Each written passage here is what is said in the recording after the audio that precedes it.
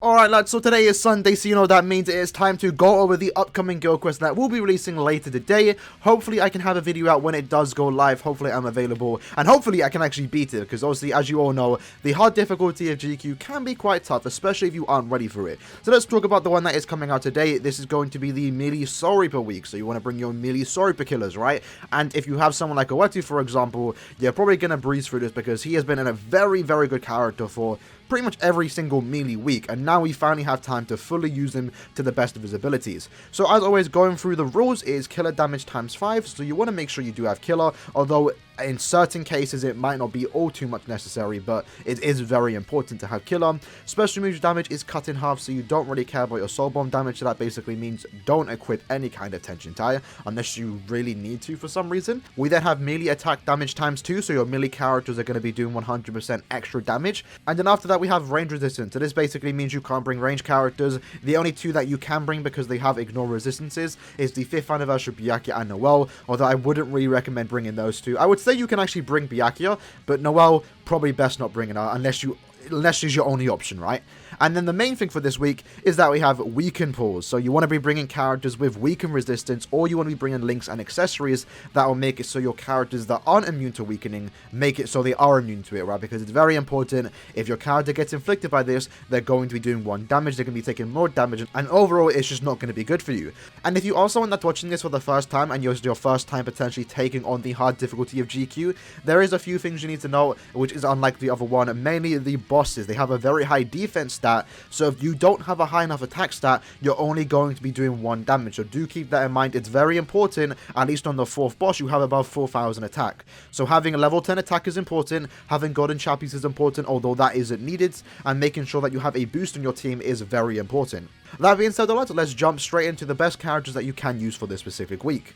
Alright, so now let's talk about some of the best characters you can use for this specific week. Now, one thing to keep in mind, by the way, is that the new power system is going to be dropping halfway through this week, so if you can't beat it now, maybe if you invest into the certain characters, you will be able to beat it by the end of this week. Do keep that in mind. For example, this Ichigo right here, if you give him weakened defense, he's going to be even better. Now, speaking of him, he is probably one of the best characters you can use for this specific week, because he himself is actually already immune to weakening. Now, one thing to keep in mind, weaken resistance is important for your sideline characters more so than your main character, because obviously you are controlling the main character, meaning that if the pulls are quite reasonable, you can easily dodge them and keep out of the pull to make sure that you aren't weakened, right? And if you do get weakened for like maybe a couple seconds, you can just sit back and let your NAD characters do the job. By the way, I probably didn't mention it yet, normally the general idea of a team is to bring an SP character as your main runner, normally supplying the boost or keeping the enemies in place for some crowd control, and then your 2 sideline characters want to preferably be NAD based with flurry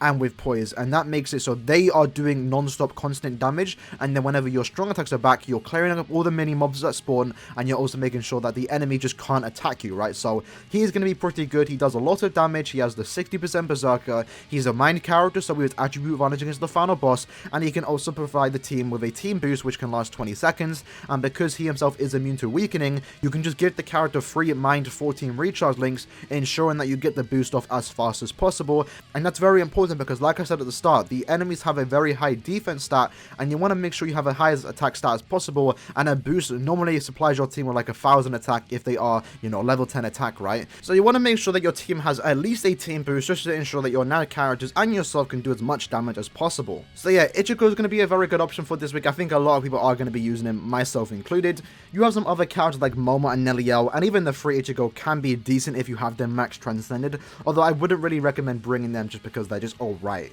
Moving on from that, again, you can bring Ginzuru, you can bring Rukia, they're just okay characters. But moving on from that, let's talk about some of the better sideline characters, the key to actually beating this week, because these are the ones doing the most damage. Let's talk about Oh-Etsu, right? She is a flurry character with poise, with a high bruiser, with a high attack. That's very important, right? Now, she does actually have a team boost herself, which could be important if you don't want to give her recharge, but I wouldn't really recommend it. You want to make sure that you are the one bringing the team boost, right? But she is an option if she's your only team booster there.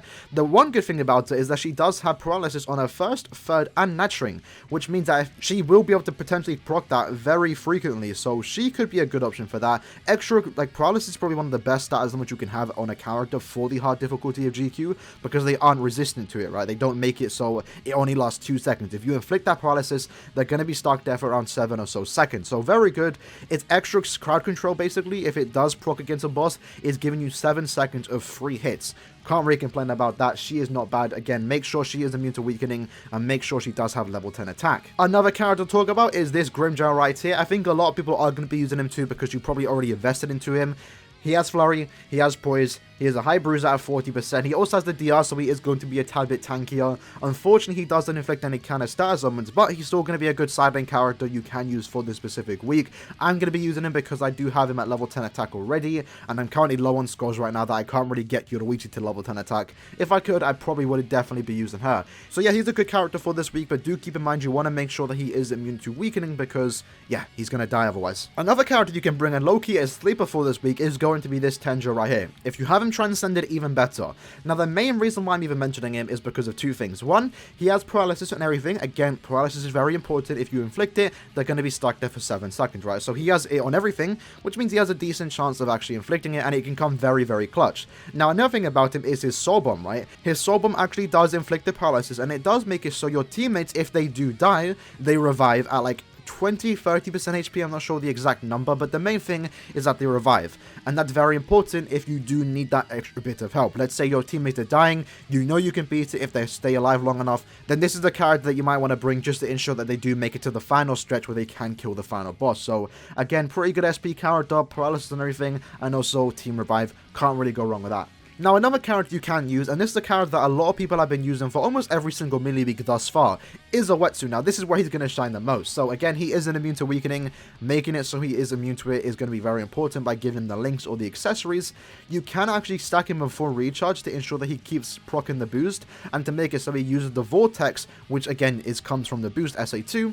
You can make it so he keeps using it as fast as possible to keep the enemies in place, stopping them from hitting you. And maybe if you have someone like the, Aaroniero, the Vortex in combination of the chances to inflict the paralysis is almost going to make it so the enemy can never really have a chance to hit you unless you do get unlucky with the RNG of proccing the paralysis. So a very good character overall. He's got the boost, he's got the Vortex, and he also has a high bruiser. Again, make it so he does have level 10 attack, just to ensure he can do as much damage as possible. Another character you can use for this week is going to be Mayuri. So one of the main things about him is that he is immune to weakening, because he's immune to every status summon, right? But also the main thing is that he does have paralysis and everything, which is again important. If you inflict it, they're stuck there for 7 seconds, but also his Soul Bomb does weaken defense. So if you save that Soul Bomb for the final boss, right, you can use the Soul Bomb, it will inflict the paralysis, and then it's also going to be lowering their defense just to make sure your NAD characters are going to, for those 7 seconds that the enemy is weakened defense and paralyzed, they're going to be doing a lot of damage. So not a bad option if you don't have anyone better. Can use him, not really bad. I would use him if I had him transcended, but unfortunately he's only 1-5 for me. And that's basically the gist of the characters you can use. Again, you can use anyone else. If you have them transcended, even better. You could use the Aaroniero if you have a max transcended,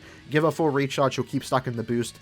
You have Hikone, pretty decent character for this week. Aizen is a character that could be used if you have him at level 10 attack.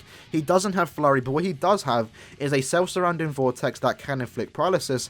So if you use him as a side lane, if like, let's say you don't have the Grimjow, you don't have Aaroniero, you don't have Oh-Etsu, he could be a decent option as a side lane if you do have him transcended, right? Let's say you are an Aizen fan.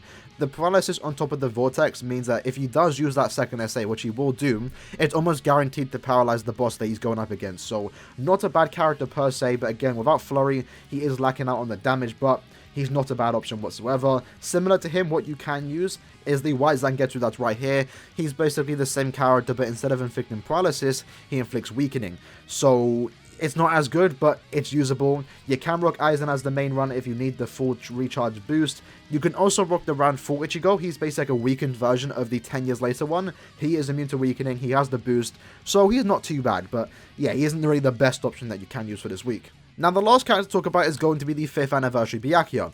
Now, his thing is that he is a ranged character, so technically you shouldn't be able to use him, but thanks to Sharpshooter, it does allow him to be used. Now, he isn't a melee character, so he isn't getting the 100% damage buff from the melee buff that this quest does give, meaning that he is going to be out DPS by a lot of other melee characters that you should be using instead. However, if you're someone that is using a team, but they're dying before they even get to the final boss, but you know you can do it because they have the DPS to do that, then this is the character you might want to bring. His Vortex is going to keep the enemy in place and basically allow no enemy to hit you, right? If you use it properly, Give this character triple recharge links, and they're never going to hit you. Use his SA2 as the vortex. Once that wears off, you use the SA1 or the 3, and the enemy will never ever get the chance to hit you. And that's one of the best things about this character, which you can basically use on almost every single week, even when he shouldn't be able to use, if you need that crowd control, right? If you have him transcended, the better, because that just means he's doing more damage. But the main thing about this character is that he's going to allow your teammates to do non-stop damage, and it's going to keep them safe. So if you want to use him 1-5, that is definitely an option for this week. And now let's talk about some of the best links you can use for this week. So as you know, you use the main character.